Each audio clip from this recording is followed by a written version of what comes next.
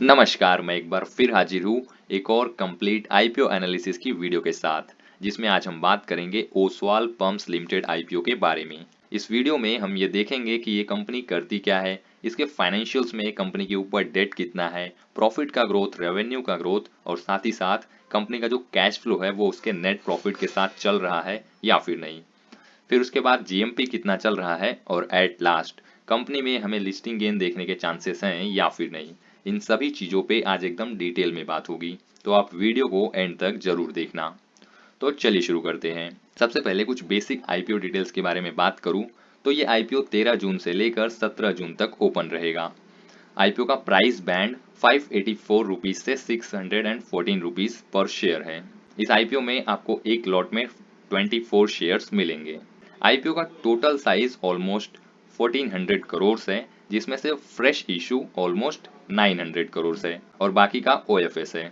अब जिसको नहीं पता उसको मैं ओएफएस और फ्रेश इशू का मतलब बता दूं। ओएफएस में कंपनी के एग्जिस्टिंग शेयर होल्डर्स अपने शेयर्स को बेचकर एग्जिट ले रहे हैं और जो फ्रेश इशू है उसका मतलब है कि ये पैसा कंपनी की ग्रोथ में लगेगा। इस आईपीओ की लिस्टिंग बीएससी और एनएससी एक्सचेंज पर होगी और जो अलॉटमेंट का डेट है वो 18 जून और जो लिस्टिंग का डेट है वो 20 जून रखा गया है। अब बात करते हैं कि आईपीओ से जो पैसे आएंगे कंपनी के पास, वो पैसे कंपनी यूज कहां पर करेगी। तो देखो almost 90 crore company capital expenditure में यूज करेगी, यानी कि कंपनी नई मशीनरीज, इक्विपमेंट्स, प्लांट, बिल्डिंग ये सब खरीदेगी।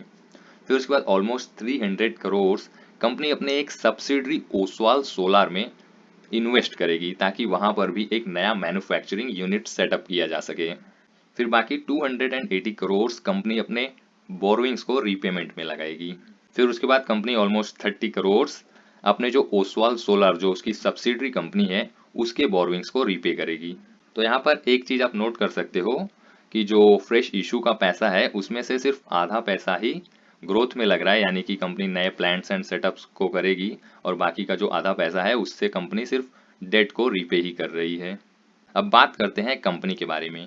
तो देखो कंपनी 2003 में शुरू हुई थी और इसका हेड ऑफिस हरियाणा में है। कंपनी के पास 164 एम्प्लॉइज हैं और कंपनी के पास 22 साल से भी ज़्यादा एक्सपीरियंस है डिज़ाइनिंग, मैन्युफैक्चरिंग और टेस्टिंग पंप्स एंड मोटर्स के अंदर। अब बात करते हैं कि ये कंपनी करती क्या है। तो देखो कंपनी का मेन काम है पंप्स को बनाना और उसको डिस्ट्रीब्यूट करना। आप लिस्ट में देख सकते हो कि कंपनी कौन कौन से पंप्स को बनाती है। एक और चीज, कंपनी को फिलहाल पीएम कुसुम स्कीम के अंदर टर्नकी सोलार पंप सिस्टम का भी ऑर्डर मिला है। अब इसका मतलब क्या है। तो देखो मैंने पहले भी बताया कि कंपनी का मेन काम तो पंप बनाकर बेचना है, लेकिन इस स्कीम के अंदर कंपनी क्या कर रही है, कंपनी सोलार पावर के थ्रू जो जमीन से पानी निकाला जाता है उसका पूरा इंस्टॉलेशन वगैरह भी करके दे रही है। अब बात करें मैन्युफैक्चरिंग कैपेसिटी की, तो इनका जो मैन्युफैक्चरिंग का फैक्ट्री है वो हरियाणा के अंदर है, जो कि इंडिया का one of the largest pump plant में से एक माना जाता है। बाकी आप कौन से प्रोडक्ट का कितना प्रोडक्शन कैपेसिटी है आप लिस्ट में देख सकते हो और इन सभी को आईएसओ सर्टिफिकेशन भी मिली हुई है। मार्केट प्रेजेंस की बात करूं तो कंपनी का इंडिया के अंदर 925 डिस्ट्रीब्यूटर्स हैं और कंपनी का जो प्रेजेंस है वो हरियाणा, यूपी और राजस्थान साथ ही साथ महाराष्ट्र के अंदर एक अच्छी पकड़ बनाकर रखी है। फिर उसके बाद एक्सपोर्ट्स भी। कंपनी सिर्फ इंडिया में अपने प्रोडक्ट्स को नहीं बेचती, कंपनी 22 अलग अलग कंट्रीज में अपने प्रोडक्ट्स को एक्सपोर्ट भी करती है, जैसे कि UAE, Egypt, Iraq, Nepal, Australia. और कंपनी का जो फिलहाल टारगेट कंट्रीज है वो USA, Spain, south Africa, Sri Lanka ये सब है। मतलब कंपनी इन सभी कंट्रीज में भी अपने एक्सपोर्ट को बढ़ाना चाहती है। अब बात करूं मार्केट शेयर और ग्रोथ की, तो ये company one of the India's fastest growing solar pump manufacturer है और इनका जो 3 साल का कंपाउंडेड एनुअली ग्रोथ रेट है वो भी 45% का है। अब अगर इंडस्ट्री ग्रोथ की बात करूं तो इंडिया का पंप इंडस्ट्री फाइनेंशियल ईयर 25 में 380 बिलियन रुपीस का है, जो कि फाइनेंशियल ईयर 30 तक बढ़कर हो जाएगा 591 बिलियन रुपीस का। और जो सोलार पंप सेगमेंट है वो फाइनेंशियल ईयर 25 में 164 बिलियन रुपीस का है और फाइनेंशियल ईयर 30 में ये हो जाएगा 271 बिलियन रुपीस का। ऑलमोस्ट 11% का कंपाउंडेड एनुअल ग्रोथ रेट। अब बात करते हैं रेवेन्यू और प्रॉफिट ट्रेंड की। तो देखो पिछले 3 सालों में कंपनी का जो रेवेन्यू है वो ऑलमोस्ट 45% कैगर से बढ़ा है और जो प्रॉफिट आफ्टर टैक्स है वो 140% के कैगर से बढ़ा है। आप देख सकते हो कि जो प्रॉफिट फाइनेंशियल ईयर 22 में 16 ऑलमोस्ट 17 करोड़ का था, वो फाइनेंशियल ईयर 25 के सिर्फ 9 महीने के अंदर ही 216 करोड़ रुपीस का हो गया है। लेकिन ये ग्रोथ आ क्यों रहा है? तो देखो, कंपनी में जो प्रॉफिट और रेवेन्यू का ग्रोथ है उसका आने का मेन रीजन है कि कंपनी को हाल ही में पीएम कुसुम योजना का फायदा मिला है, और साथ ही साथ कंपनी ने अपने डिस्ट्रीब्यूटर्स को भी ऑलमोस्ट डबल कर लिया है। उसके बाद कंपनी ने अपने ऑपरेशनल में भी काफ़ी सारी एफिशिएंसी लाई है। जो उनका ग्रॉस मार्जिन था फाइनेंशियल ईयर 22 में वो सिर्फ 30% था, और जो फाइनेंशियल ईयर 25 का ग्रॉस मार्जिन है वो ऑलमोस्ट 45% हो गया है। एबिटा मार्जिन्स में भी हमको इंक्रीमेंट देखने को मिला है। जो फाइनेंशियल ईयर 22 में सिर्फ 10% का था, वो फाइनेंशियल ईयर 25 में ऑलमोस्ट 30% का हो गया है। उसके बाद कंपनी बैकवर्ड इंटीग्रेशन पर भी फोकस कर रही है। अब इसका मतलब क्या है? तो देखो, कंपनी जो अपने रॉ मटेरियल्स अपने सप्लायर से खरीदती है, कंपनी वो सब चीजें भी खुद से ही बनाना शुरू कर रही है। अब कंपनी के ऊपर डेट कितना है उसको कंपनी के प्रॉफिट से कंपेयर करते हैं। तो स्टार्टिंग में तो फाइनेंशियल ईयर 22 में कंपनी का जो प्रॉफिट था उससे 5 गुना ज्यादा उनका डेट था, लेकिन कंपनी ने उसको मैनेज करते हुए अब फाइनेंशियल ईयर 25 में ऑलमोस्ट सिर्फ 1.5 गुने का डेट रह गया है उनके प्रॉफिट के कंपैरिजन में। अब देख सकते हो कि फाइनेंशियल ईयर 25 का जो प्रॉफिट आफ्टर टैक्स था वो ऑलमोस्ट 216 करोड़ का था, और जो डेट है वो 346 करोड़ है। यानी कि कंपनी अगर चाहे तो 2 सालों के अंदर अपना पूरा डेट क्लियर कर सकती है, जो कि एक अच्छी चीज़ है, क्योंकि इंडिया में ना बहुत बार ऐसा होता है कि कंपनीज डेट की वजह से ही फेल हो जाती हैं। अब बात करते हैं सीएफओ की, कि कंपनी नेट प्रॉफिट कितना दिखा रही है बुक्स में और कंपनी के बैंक अकाउंट में पैसा कितना आ रहा है।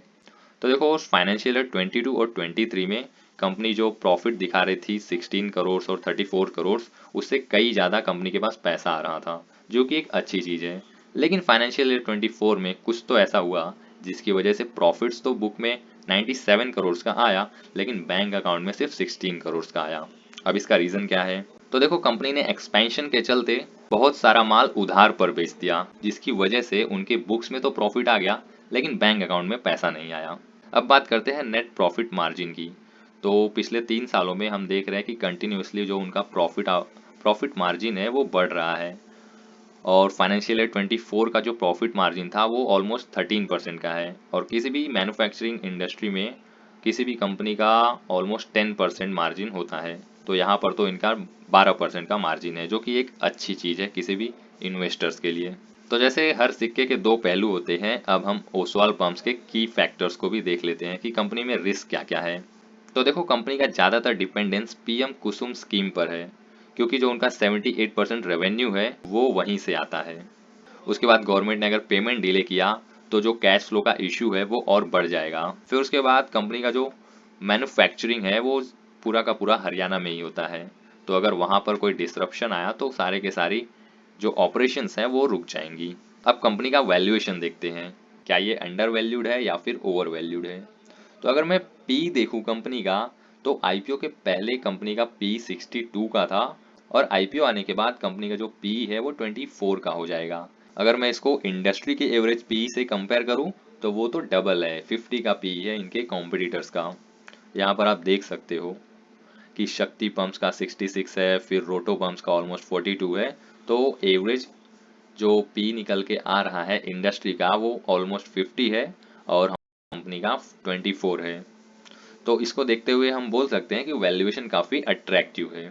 अब सिर्फ पी को अकेले नहीं, पी को मैं अगर ग्रोथ के साथ भी कंपेयर करूं तो पी 24 का था, और जो रेवेन्यू है पिछले 2-3 सालों का कैगर वो 45% का है, और जो प्रॉफिट आफ्टर टैक्स का ग्रोथ रेट है वो 140% का है। तो इसका भी कंक्लूजन यही निकल के आता है कि कंपनी का जो आईपीओ आ रहा है वो काफ़ी अट्रैक्टिव है। तो क्या अगर कंपनी का वैल्यूएशन कम है तो क्या ये हमको लिस्टिंग गेन देगा? तो ये तो दो चीज़ों पे डिपेंड करता है, एक तो जीएमपी और दूसरा सब्सक्रिप्शन ट्रेंड। तो फिलहाल तो कंपनी का जो जीएमपी है वो ऑलमोस्ट 13 to 14% का चल रहा है, जो कि बहुत ज़्यादा नहीं है। तो हम बोल सकते हैं कि लिस्टिंग गेन भी बहुत ज़्यादा देखने के चांसेस नहीं है। लेकिन अगर आईपीओ ओपन होने के 2 दिनों के अंदर ही 9 से 10 गुना सब्सक्रिप्शन आ जाती है, तो हम बोल सकते हैं कि हाँ, अच्छा खासा लिस्टिंग गेन देखने के चांसेस हैं। तो आप स्टार्टिंग के 2 दिनों का सब्सक्रिप्शन देखना कि कितना आ रहा है, उसके बाद डिसाइड करना कि आपको इस आईपीओ में जीएमपी के लिए अप्लाई करना है या फिर नहीं। अब आपको डिस्क्लेमर दे दूं कि ये जो एनालिसिस था वो पूरा पास्ट डेटा और मार्केट ट्रेंड्स को देखते हुए लिया है मैंने। ये कोई बाई और सेल रिकमेंडेशन नहीं है, इस पर मैंने अपने पर्सनल ओपिनियंस शेयर किए हैं। अगर आपको इन्वेस्ट करना है तो आप एक बार खुद से अपना रिसर्च कर लेना। अब आपके लिए मेरा एक सवाल है कि क्या ओसवाल पंप्स का आईपीओ आपको फेयरली वैल्यूड लगता है इसकी ग्रोथ को देखते हुए और पी रेशो को देखते हुए? आप अपने ऑप्शंस देख लीजिए ABCD और कमेंट कर दीजिए कि हाँ वैल्यूएशंस काफ़ी अट्रैक्टिव है, या फिर पी रेशो काफ़ी ज़्यादा लग रहा है आपको, या फिर आप इस आईपीओ में इंटरेस्टेड ही नहीं है, या फिर आप देखोगे कि सब्सक्रिप्शन डेटा कैसा आ रहा है, उसके बाद डिसाइड करोगे। बाकी आज के लिए इतना ही। Thank you for watching.